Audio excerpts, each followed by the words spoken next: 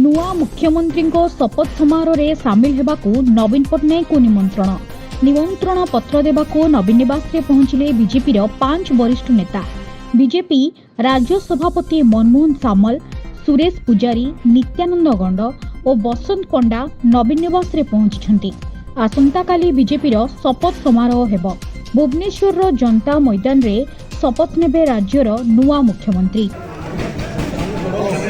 इनसे बातचीत करने के बाद मुख्यमंत्री ने कहा कि बेहतर यह होगा कि उप मुख्यमंत्री के रूप में श्री केवी सिंहदेव जी और श्रीमती मंत्री तेबे शपथ समारोह रे प्रधानमंत्री मोदी अन्य जातीय स्तर नेता भी सामिल हेबे।